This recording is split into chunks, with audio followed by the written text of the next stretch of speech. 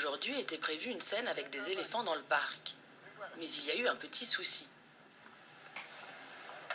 L'un des acteurs, Josh Hutcherson, s'est réveillé bloqué par un torticolis. Dimitri Rassam a dû reporter le tournage à un autre jour. Problème, les éléphants qui appartiennent à un cirque itinérant sont déjà repartis sur la route. Ce qui est compliqué, et ce qu'on est en train de mesurer, c'est l'impact qu'il y a sur le plan de travail. Parce que la journée qui était calée, c'était une journée avec éléphants, mais on parle justement d'éléphants qui appartiennent à un cirque qui bouge. Il faut renégocier avec Renato, notre ami Renato. Il va coûter un peu plus cher que ce qu'il aurait coûté si c'était en temps normal. C'est-à-dire, on finit à combien? Il va à $20 000. $20 pour les éléphants, pour la journée. Les éléphants, il a peut-être pris 15% de plus, pas plus. Le patron du cirque, désormais en position de force, a exigé un prix majoré de 15% pour revenir. Pour un producteur comme lui, un tournage, c'est une course contre le temps. Il faut absolument tenir les délais. Et aujourd'hui, ce n'est pas gagné. Il est déjà 15 heures. Dans seulement 3 heures, le soleil va tomber d'un coup, car le Panama est proche de l'équateur.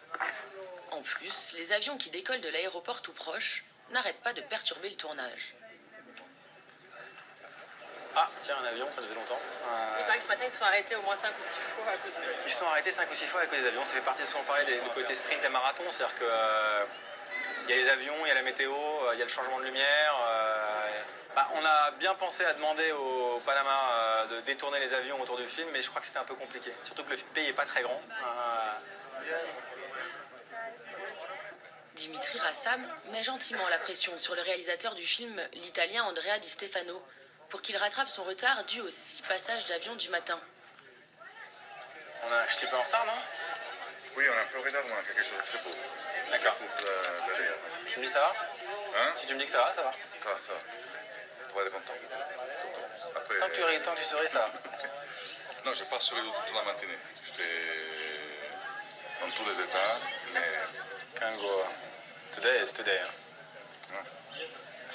Non, it's gonna take a moment. Il jure qu'il va y arriver. Pourtant, la scène qui reste à tourner s'annonce particulièrement lourde. Pas moins de 100 figurants rassemblés en pleine jungle dans une chaleur caniculaire pour la scène des fiançailles de la nièce de Pablo Escobar. Le réalisateur doit surtout gérer une star hollywoodienne beaucoup plus expérimentée que lui. Benicio del Toro sait ce qu'il veut et il n'hésite pas à exprimer son point de vue, même si cela fait perdre au tournage des minutes qui valent de l'or. Claudia.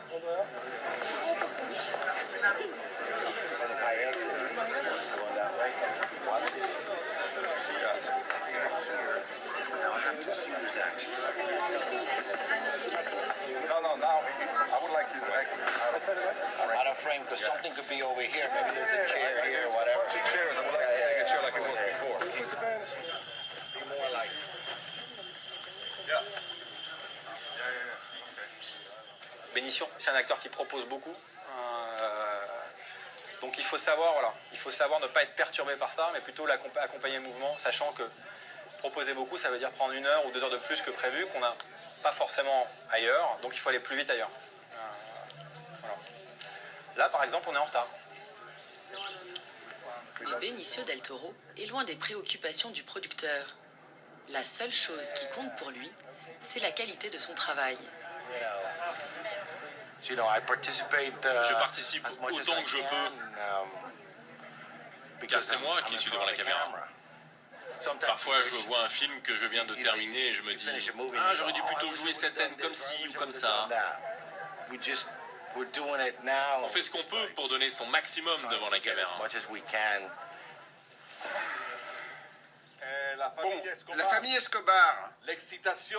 Pour cette scène, je veux une excitation quasi orgasmique. Ok? Soyez explosifs. Comme si vous étiez au carnaval de Rio. Sous LSD.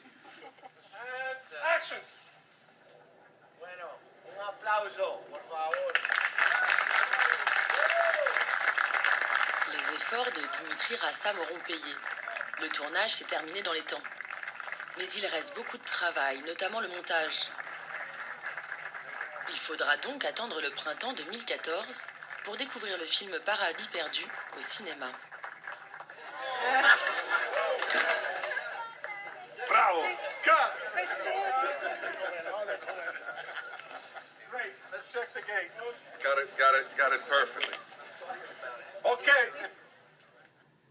Et si tout va bien, le film